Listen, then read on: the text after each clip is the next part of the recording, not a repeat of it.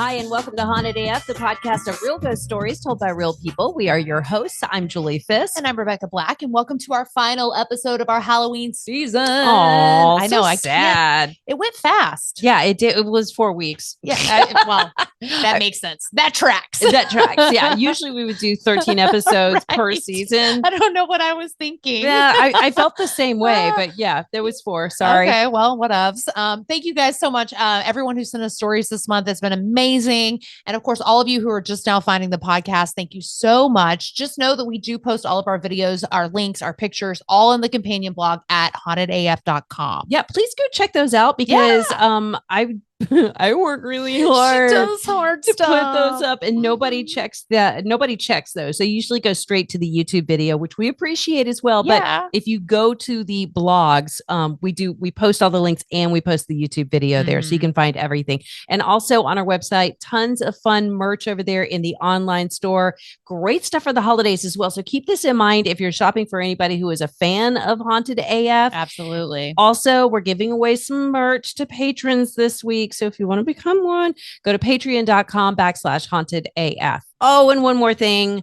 If you own any Haunted AF merch, please send us a picture of yourself wearing it, because I want to make a big collage of everybody. I love that idea. I do too, wearing all of their goodies. So, guys, this is our final episode, and we have a lot of stories to get to. So let's go ahead and get started. This very first one comes from Leanne. Evening, governors. My name's Leanne. I'm calling from the UK in Devon, and I have a ghost story for you. I used to live in Plymouth for a little while. My husband was in the Marines. He'd get posted every 2 years, and when we first moved to Plymouth, my daughter was about 3 years old. She used to take herself up to bed 7 o'clock on the dot every night until we moved, and as soon as we got to this house, when we first went to view it, it was very eerie, just had a cold, dark, horrible feeling to it. Didn't like it at all.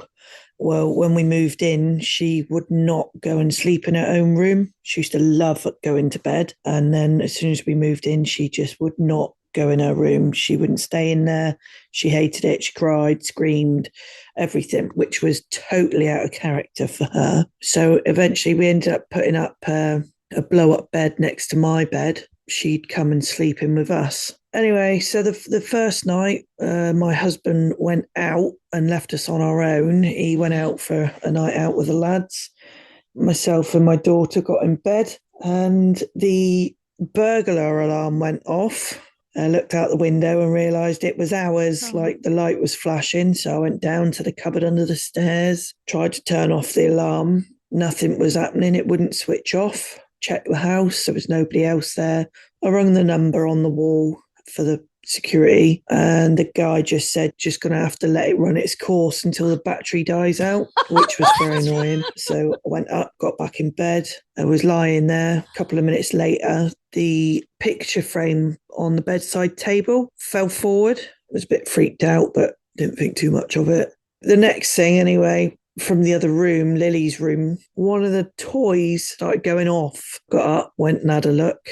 The lights was flashing on it and like playing noise. It's too much of a coincidence to have 3 things going on at the same time. So I was frantically trying to call my husband to tell him to come home because I was a bit scared. Anyway, fast forward a couple of days.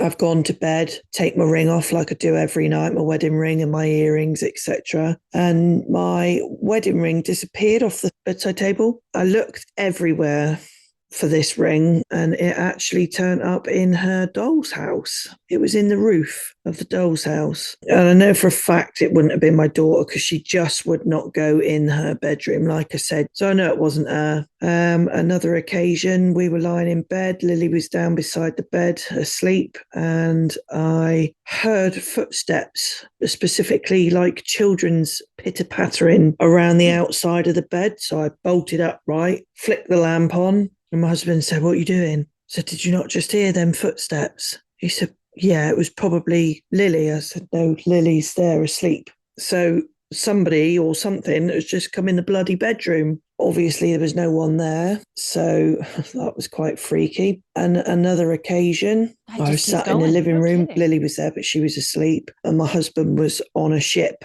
out in the Mediterranean for 6 months. So most of the time, if I could go, I would go back to North Devon and see my family because I just hated being in the house by myself. But this one particular time, I'd just come back, was sat in the living room watching telly. And, you know, like when you see somebody walk in out the corner of your eye. So I saw somebody walk in my front room and like a shooting pain in my chest of fear, I turned around and looked and there was nobody there. Loads of things that happened in that house. It was really freaky, horrible, hated it. But yeah, that's one of my ghost stories. Thank you for listening and keep up the good work. Thank you, Leanne. That was a lot of activity. Yeah. And Leanne, I'm really for sorry one place that you had to live in that place. And like they were sensing it when they very first went to check it out, right? Yeah. So why the hell did they move in there? How long did they live there? I don't- It had to have been for years. I'll tell you why they lived there, because their damn husband probably pushed it. Because he's like, it doesn't matter. I ain't gonna be here that long. I'm going to be out on a ship in Yeah. the Mediterranean 6 months out of the year. Right. All right. Our next story comes from Adam. It says, ghosts be acting out in my living room this past weekend. Oh, what's happening? Let's find out. Friday morning, I wake up from my slumber, hearing the TV in the living room go on. I go and turn it off, thinking it was my wife who left it on before going to work. Then I get up 2 hours later, the TV is back on, and so is the lamp. So I left the shit on. Saturday afternoon, my wife and I get home from the park with our daughter. TV and the ceiling fan are both on. Sunday morning, we get up again, and the ceiling fan and the lamp are both on. This morning, the TV was on again. Dang. There's a lot happening right This now. ghost just wants to watch TV. Clearly, it's like, give me the prices right or else. Yeah. I don't know what the fuck is going on. As long as those fuckers don't order any damn movies, I'm good though. What if they Seriously. did start ordering porn? Oh my gosh. He's got like a bill. So Jamie sent this story about the haunted house that was in her family. It belonged to her grandmother and then was passed on to her uncle, who was the Mhm. caretaker for several years before Jamie and her husband started looking after it. So there was lots of activity in this house after her uncle passed away. They would smell cigarette smoke or BO at odd times. Ew. And he seemed to get angry whenever they would do renovations. There was also a darker spirit that showed up randomly, and they attributed it to some Santeria stuff that someone did in the basement. Not Oh my gosh. good. Yeah. They left all of these statues and stuff after they got kicked out. Yeah. No. This was my favorite part of the story, though. In 2016, my mom's youngest brother passed away. His name was Jim. He and my uncle Ken, who was the caretaker of the house, never got along. My mom had my uncle Jim and my uncle Ken cremated. So what did she do next? She brought their ashes to the house. No, and she didn't. she mixed them together. No, she didn't. Then she had us dig a hole in the backyard where she poured it all in and said, quote, "You two never got along in life, but you're stuck together now. Work it out." Holy Lord. We covered the ashes and never told anyone in the family what had been done.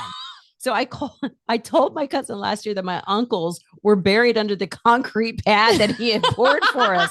The look of horror on his face, Sure. LOL. Yeah. Sadly, in 2017, my mom and cousin decided to put the house on the market. It was 130 years old, and the upkeep was becoming too much for both my mom and my cousin. I was very upset because I grew up in that house, as did my child. Plus, my uncles are buried in the backyard. Together forever, literally. And the house sold for $400,000. Somebody's living in there getting like the just haunted. I was going to say haunted as fuck. Yeah, that was For real. 100% what's happening. For real. Jamie says, keep up the good work, ladies. Love listening and look forward to future episodes. How pissed would you be if they mixed your ashes with somebody that you didn't get along with? Oh my God. That's like a recipe for haunting. yeah, you that's know? the ultimate like disaster. Yeah. Like it, And then they poured concrete over it. right, like let's seal the deal. So you were just saying recently, like that was your fear about being cremated, is that like you would be spilled somewhere? Either spilled somewhere or just like left at Goodwill. You know that thing, the story where the ashes were found at Goodwill, it ended up being a pet. Oh, thank God. Yeah. So this next story comes from Elisa. Hey, ladies, love the podcast. Back when I was in college, my mom still lived in a house that she had purchased about 14 years prior. Me and my siblings had quite a few things happen in that house, which is interesting because we knew the people that had owned the house previously, and the house was built in the 1970s. So it wasn't very old. And also, no one had died in the house. So one day I was in the bathroom, I was washing my hands. I was in the house by myself, and I see out of the corner of my eye a woman pass by the bathroom door. She's taller than my mom. She had long black hair. My mom is a blonde. And she was wearing what looked like a leather brown jacket and neon pink pants. And it's the pants that stand out to me the most because I have never heard of a ghost wearing neon pink pants. But you know how your brain sometimes when you see something out of the corner of your eye, you think, I didn't really see that. I don't know. For some odd reason, I was more confused than scared, but also I've had a lot of things happen up to that point. So I just thought, So I went out into the hallway knowing full well that I probably wouldn't find anyone. And I went into my mom's room, which is the direction that she was headed. And there was no one there. What I think is most interesting about this is I wonder, since she was dressed in very modern clothing, was she maybe not a ghost? Was she something else? Maybe she was someone who would live in the house in the future. I don't know, but it's the only time I ever saw her, thankfully. So Thank you for that, I Elisa. too would have been confused by seeing the hot pink pants. I'm not going to lie.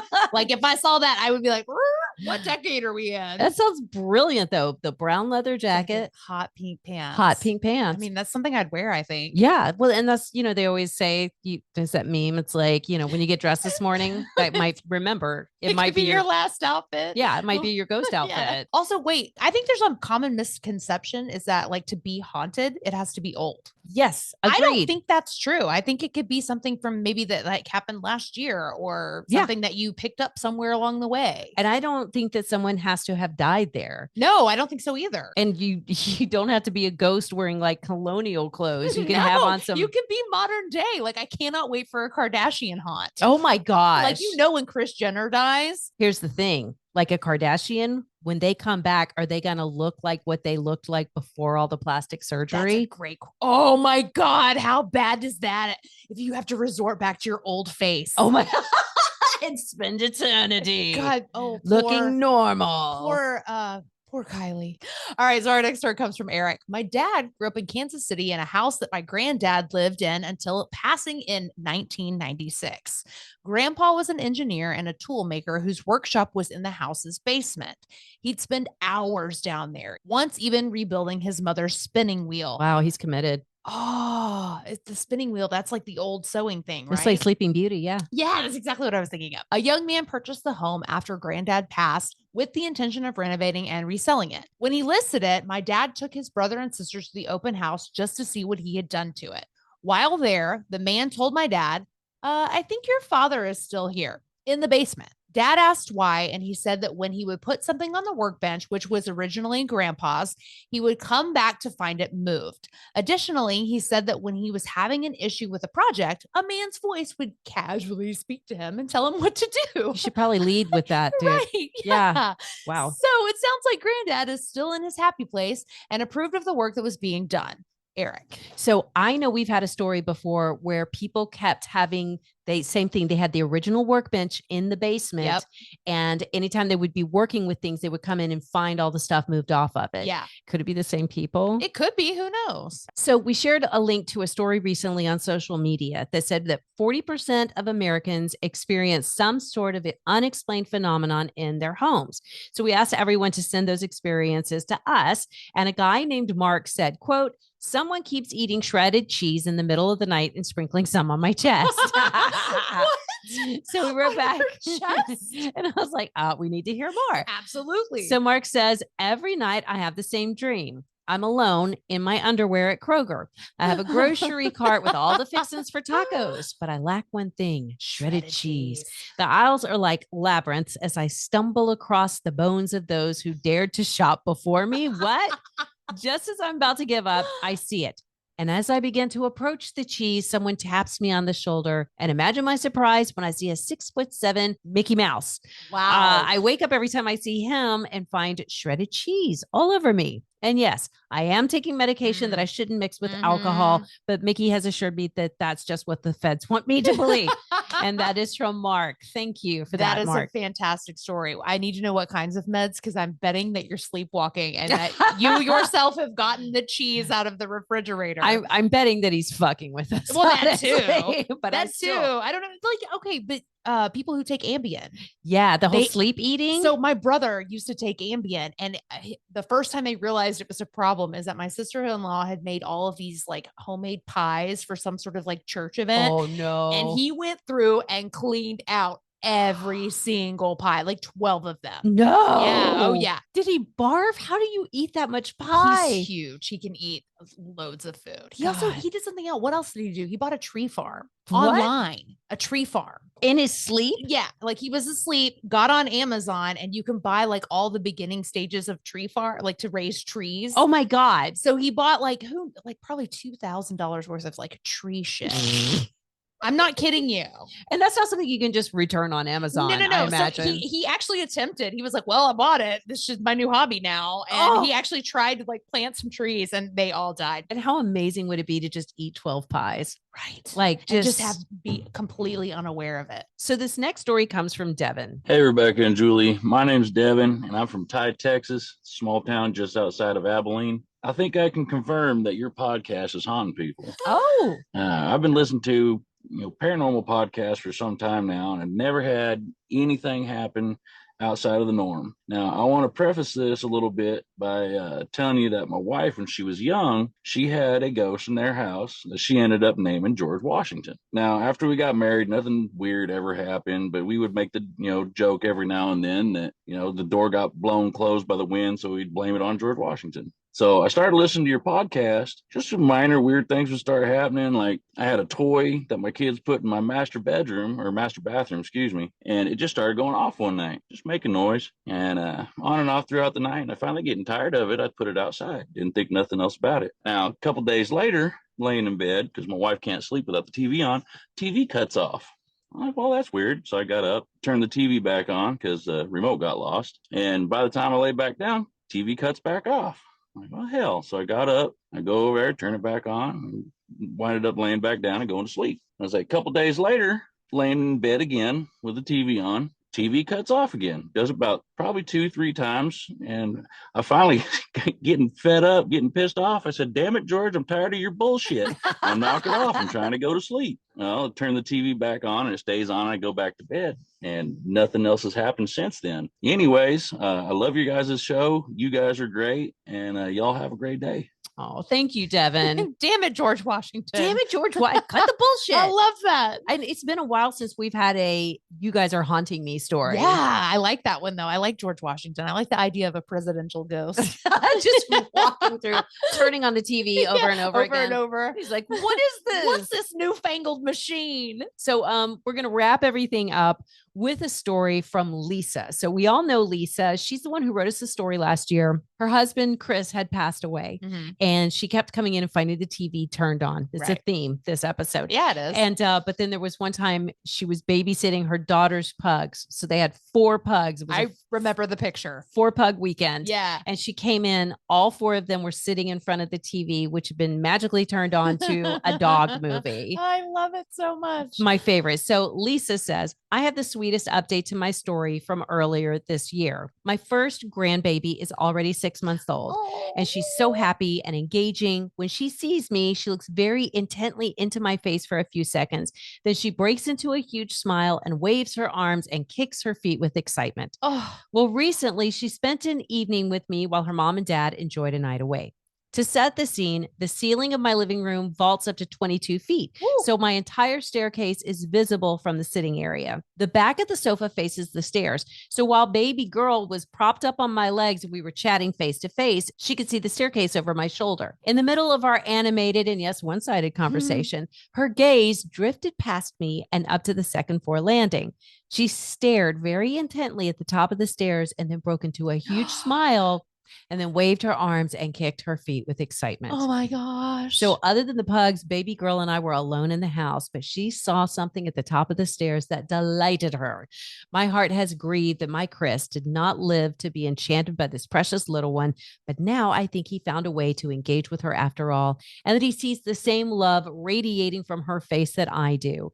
It's also comforting to think that he's able to check in on us from time to time. Mhm. If that's haunting, I'm all for it. Same. I wish you tender blessings and so much happiness as we all cruise into this most wonderful time of the year. And I'm assuming she's talking about Halloween and that not Christmas. and not Christmas. And that is from Lisa. Thank you, Oh, Lisa. Lisa, what a great story. I know. I love it. I also, I don't know, maybe I'm making too much out of it, but I would also like to think that maybe they crossed paths. Yeah. Prior to Oh, her seeing him on the yes. staircase. You know what I'm saying? Oh, There was I like a love little that. layover there where they got to like hang for a hot second, and Yeah. he like filled her in on like what's about to happen and all that good stuff. I personally believe that there's probably a little bit of him with her too. Oh, no doubt. Because No doubt. my oldest daughter will say things to me all the time where I'm like, that's my mom. Yeah. My mom is speaking through you somehow. Yeah. And my daughter was alive when my mother passed away. So it's not like a reincarnation thing, but I Sure. think somehow little pieces of them end up in there somehow. No doubt.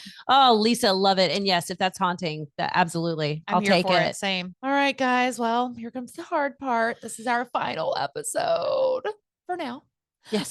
But there's still tons of exclusive content on our Patreon page. In fact, we got to say thanks to our newest patrons, Heather Wilcox, Leanne Baird. Thank you guys so much. Also, big thanks to Susan Nuluki and Brittany Keyworth, who just became annual Anal patrons. Anal patrons. We love those We kinds. really do. They really penetrate right on in.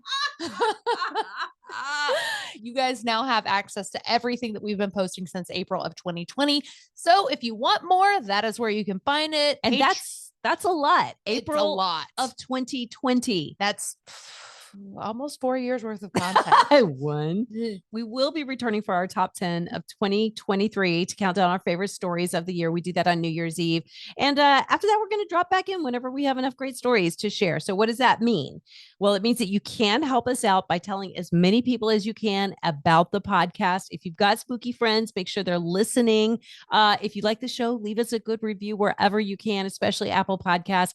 And whenever something crazy happens to you, like the shadow in the corner or the lady in the pink pants in the hallway, or something tickles your foot when it's out from under the sheets. Or maybe that big hairy something, or the creepy lights in the sky near your campsite. Ooh. If you have a pet that you love that's passed away and then showed up back by your bedside, or maybe you just found a holy crap real glitch in the Matrix story, send it to us. Yeah, we haven't had one of those in a while. We but haven't. anyhow, write that stuff down or record it. Then send it all to hauntedafpodcast@gmail.com so we could use it on the next, whenever that is, Mhm. Haunted AF.